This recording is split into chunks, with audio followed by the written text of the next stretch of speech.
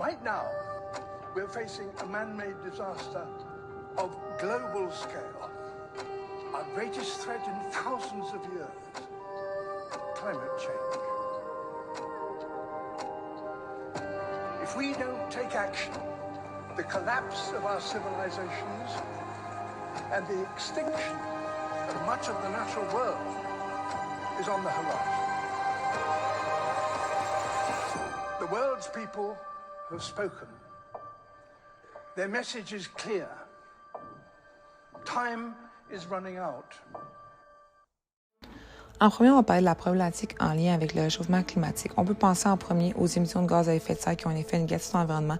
C'est une menace autant pour les humains que les mammifères, les oiseaux, les poissons, la faune et la flore. Ça vient perturber notre écosystème au complet et ceux qui y vivent. Ça a un effet dévastateur à long terme et c'est un danger pour la santé. Les émissions de gaz à effet de serre, c'est la cause principale du réchauffement climatique. C'est une menace pour la longévité des écosystèmes et des ressources dues aux particules toxiques qui sont libérées dans l'atmosphère. Pour limiter l'action du réchauffement climatique, il faudrait diminuer la production d'énergie fossile de 3 % par année jusqu'en 2050. Par la suite, au niveau de la pollution, on va parler des émissions de CO2 qui résultent en majorité d'allumage d'énergie fossile, qui vont résulter du bouleversement de l'agriculture quand on change les sols et de la déforestation. Ça affecte le corps humain au niveau des voies respiratoires digestives et cutanées si on est exposé trop longtemps. Puis ça peut causer des graves problèmes de santé tels que, pour donner quelques exemples, des irritations oculaires, des crises d'asthme et des troubles cardiovasculaires. Ensuite, au niveau de la surconsommation, ça a déjà un impact négatif grave sur l'environnement. La surconsommation est trop importante à l'échelle planétaire. Puis malgré les mouvements verts qui sont mis en place, tels que le recyclage, le compost et la réutilisation, ça ne suffit pas à contrôler la surconsommation, tels que la nourriture, les vêtements, le fast fashion, le transport, les équipements de maison et plus encore. Du moment de la fabrication des produits jusqu'à leur décomposition, l'empreinte environnementale est énorme. Donc, si on veut continuer la réduction de la pollution, il faudra avoir des normes environnementales, des normes pour les animaux et des normes pour la production qui devraient être appliquées et respectées. Les compagnies devraient se mobiliser ensemble pour s'enligner vers des activités qui ont des tendances plus écologiques. Puis le gouvernement devrait imposer des lois et des quotas. Maintenant, nous allons vous parler des solutions pour contrer le réchauffement climatique. Notamment l'économie circulaire, les lois et les normes mises en place par le gouvernement pour contrer ce problème, l'énergie propre et renouvelable au Québec, qui est l'hydroélectricité, le développement durable et les transports en commun. Le modèle d'évolution des enjeux est très présent ici. La phase 1, qui est la reconnaissance, reconnaît l'effet externe qui est, dans ce cas, le réchauffement climatique. Par la suite, nous avons l'amplification qui est composée de recherches, d'études, de sondages, qui est le plan écrit pour contrer ce problème majeur du gouvernement. La phase 3, la politisation, est lorsque le système politique découvre l'enjeu et doit réagir. Comme l'enjeu fait partie de la société depuis plusieurs années, le gouvernement y travaille depuis longtemps pour contrer ce souci. Le gouvernement du Québec fait énormément d'efforts pour contrer les changements climatiques et diffuser l'importance de faire de même aux Québécois et Québécoises.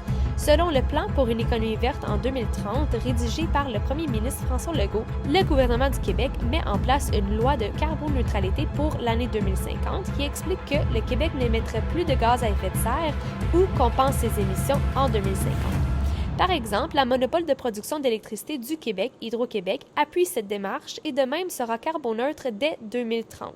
Pour atténuer les changements climatiques plus précisément, l'électrification des transports collectifs ainsi que l'électrification des véhicules légers est la solution la plus durable ainsi que intelligente pour contrer ce problème majeur de notre société. Le gouvernement souhaite entreprendre des actions vigoureuses pour électrifier le secteur des transports collectifs. Il s'engage à établir des projets impliquant des trains légers électriques ainsi que des autobus électriques qui représenteront 55 % du parc total d'autobus terrain. Le gouvernement voudrait que 1,5 million de véhicules électriques soient sur les routes en 2030 et que 100 % des ventes des véhicules à gaz en 2035 soient cessés. Pour poursuivre dans la voie de l'électrification des transports, l'électrification des véhicules électriques est super importante. Le gouvernement veut repenser les déplacements de manière durable et donc révisera son approche de l'aménagement durable du territoire afin de réduire les émissions de gaz à effet de serre à long terme. Des nombreux problèmes que nous avons parlé tantôt et les solutions que nous apportons nous amènent à vous parler de notre ultime solution qui est l'électrification des transports. Comme mentionné au point précédent, le modèle d'évolution des enjeux fait partie intégrante de l'électrification des transports. Nous avons abordé la phase de reconnaissance. Maintenant, nous allons aborder la phase 2, soit la phase d'amplification, qui, elle, développe la conscience publique de l'enjeu d'électrifier nos moyens de transport grâce à l'émergence de nouveaux acteurs. En premier lieu, nous avons le gouvernement du Québec. En second lieu, nous avons Tesla, un fabricant automobile. En troisième lieu, nous avons l'AVEC, un organisme qui sensibilise la communauté. Et finalement, nous avons Circuit électrique, le premier réseau public de bornes au Québec. Toutes les parties prenantes présentées dans la vidéo composent donc la constellation de la gestion de l'enjeu qui est l'électrification des transports. Chacune d'entre elles a un rôle afin de limiter la pollution sur nos routes. Cependant, qui est au milieu de cette constellation? Qui fait la gestion de ces parties prenantes? La réponse est simple, RVE. Maintenant, nous allons vous présenter l'entreprise choisie qui est RVE. C'est une entreprise qui offre des produits afin de faciliter l'installation de bornes de recharge en multilogement. La mission de RVE est de transformer l'industrie de la recharge du véhicule électrique à domicile. Sa vision est de devenir la référence en Amérique du Nord pour la recharge des véhicules électriques grâce à sa gamme de systèmes de gestion d'énergie. Les valeurs sont l'excellence, la vision, l'innovation et la transparence. Le produit que RVE commercialise est le comptoir de charge pour véhicules électriques. Ce produit permet de faciliter grandement l'installation de bornes de recharge en multilogement. Maintenant, parlons des actions faites par l'entreprise et ce qu'elle pourrait faire de mieux. RVE est une entreprise qui tient à sa responsabilité sociale et prend en compte l'ensemble des parties prenantes dans ses opérations. Il est possible de penser aux promoteurs immobiliers, à l'électricien, à l'ingénieur électrique, à l'électromobiliste, aux distributeurs de ce monde tels que Lumen et encore à ses employés. Également, RVE est une organisation éthique émergente. De par sa proactivité, du fait qu'un humain passe toujours avant les profits, et on mentionne émergente puisqu'elle manque de ressources pour mettre en application les gestes éthiques qu'elle souhaiterait et de par son manque d'initiatives vertes. Également, il est intéressant de mentionner que l'entièreté des produits de RVE sont faits en grande partie par des femmes ici même au Québec.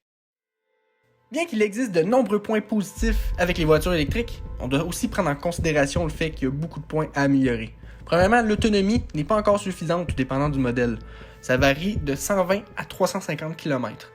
350, ça fait du sens, mais 120, on s'entend qu'au Québec, en plein hiver, ce n'est pas l'idéal. Aussi, si tout le monde avait une voiture électrique dès demain matin, il manquerait définitivement de charge, parce que les charges ne sont pas encore assez accessibles. De plus, si on désire avoir une voiture électrique dès demain matin, il va falloir patienter parce qu'il y a des gens qui doivent attendre jusqu'à 3 ans avant de recevoir leur voiture, donc les délais sont beaucoup trop longs. En moyenne, on remarque que les voitures électriques à l'achat coûtent plus cher que les voitures à essence. Heureusement que présentement le gouvernement donne des subventions, mais ça ne sera pas pour tout le temps. Ensuite, aller faire charger son véhicule électrique demande beaucoup plus de temps que d'aller mettre de l'essence dans sa voiture à essence. Finalement, beaucoup de gens décident de faire l'achat d'une voiture électrique simplement pour la planète. Mais est-ce que c'est si bon que ça pour l'environnement? Pour certains points, oui, mais en ce moment, les technologies de recyclage des batteries lithium-ion en fin de vie ne suivent pas le rythme de l'essor rapide des véhicules électriques. Et ça pose un problème de gestion des déchets potentiels énorme pour l'avenir. Pour résumer, nous sommes d'avis que l'enjeu de l'électrification des transports au Québec vient avec son lot de défis. Cependant, notre position est claire. Nous jugeons que l'électrification des transports est une solution fiable, prouvée et viable et qu'il s'agit d'un pas dans la bonne direction pour le Québec qui inévitablement engendrera le pas pour le reste du Canada. Merci de nous avoir écoutés